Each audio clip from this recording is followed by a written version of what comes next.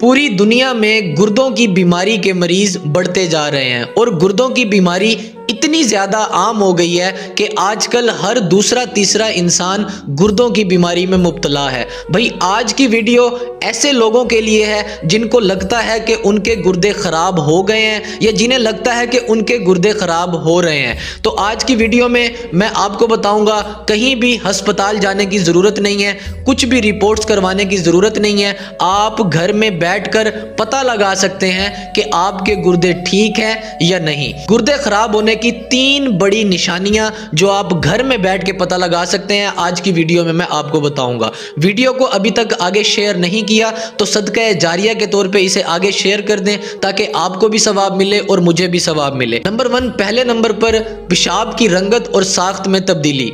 गुर्दों का असल काम क्या होता है? भाई हमें ये ही नहीं पता कि गुर्दों का असल काम क्या है। आज की वीडियो आपने तफसील से देखनी भी है और सुननी भी है।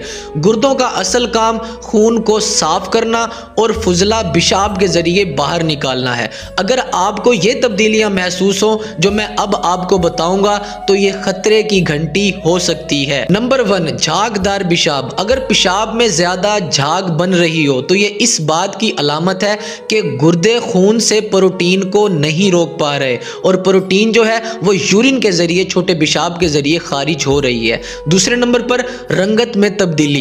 पेशाब का रंग गहरा, सर्द, सुर्ख या भूरा होना खून के खुलियात यानी कि जो ब्लड सेल्स होते हैं उनके इखराज की तरफ इशारा हो सकता है कि वो ब्लड सेल्स भी जो हैं वो भी इखराज हो रहे हैं, मतलब वो भी निकल रहे हैं। ये थे नंबर 1 यानी कि पहली निशानी की 2 सूरत हाल।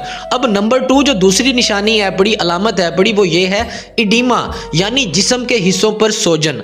जब गुर्दे खून से इजाफी नमकियात और पानी निकालने में नाकाम हो जाते हैं तो क्या होता है, वो जिस्म में जमा होने लग जाता है और इसके नतीजे में टुकने जो हमारे होते हैं, पाँव जो होता है हमारा, उनके ऊपर सोजन आ जाती है। शाम के वक्त पैरों और टुकनों पर नुमाया सोजन मालूम भी होती है। इसके बाद इसी का एक पॉइंट है आंखों के गिर्द सोजन होना। सुबह उठते वक्त आंखों के नीचे पफीनेस होना इस बात की अलामत है कि गुर्दे प्रोटीन को ज़ाया कर रहे हैं। अब नंबर 3, तीसरी अलामत कौन सी है? गैर मामूली थकावट और तवज्जो की कमी। सेहतमंद गुर्दे एक हार्मोन बनाते हैं जिसे एरिथ्रोपोएटिन कहते हैं जो जिस्म को रेड ब्लड सेल्स बनाने का हुक्म देते हैं। अब आप खुद सोचें, जब गुर्दे खराब होंगे तो ये हार्मोन नहीं बनेगा और ना ही रेड ब्लड सेल्स बनेंगे, तो जिस्म में खून की कमी हो जाएगी जिसे अनीमिया कहते हैं। और जब अनीमिया हो जाएगा तो क्या होगा, हर वक्त थकावट महसूस होगी।